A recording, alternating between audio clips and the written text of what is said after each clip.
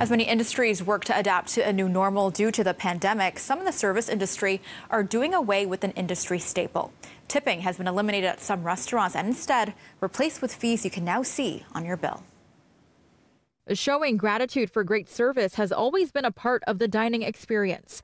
But now 3 Toronto restaurants feel tipping may not be a fair way to run a business. The biggest reason is to solve one of the biggest issues in the restaurant business, which is pay equity amongst our staff.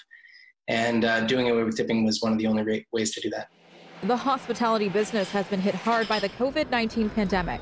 To turn things around, restaurants including Richmond Station, 10 and Burdock Brewery have implemented a hospitality-included fee, a set gratuity of 18%, which is automatically added to the price of menu items. The entire menu, we said, well, these items can go up, these items can't really go up, but across the board, on average, it's about 18%.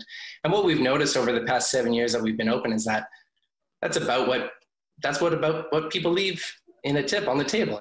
Heinrich says his servers were making $12.20 an hour, the average server wage in Ontario. His kitchen staff made about $14 to $15 per hour.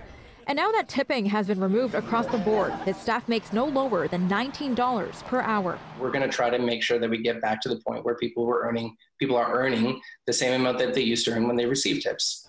This isn't the first time a Toronto restaurant implemented a no tipping policy. The now closed Sidecar restaurant also took away optional gratuity for 1 year. The reason? Uneven compensation levels that existed in the restaurant as a result of tipping. The waiters who got tipped directly made so much more money than the kitchen staff. Sweet says his experience with the no tipping policy wasn't what he'd hoped. He lost good servers who felt it wasn't worth it for them to make just an hourly wage.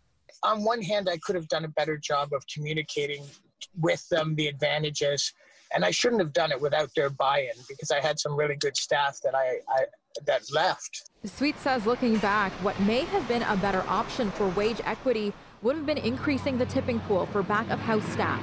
He says the only way he thinks this new dining experience could work is if more restaurants get on board.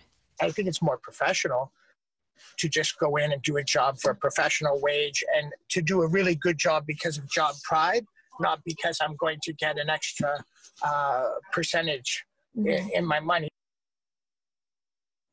The co-owner of Richmond Station says so far this move has been well received by both staff and customers. He says he hopes this can provide service workers with safety nets in case something like a shutdown happens again.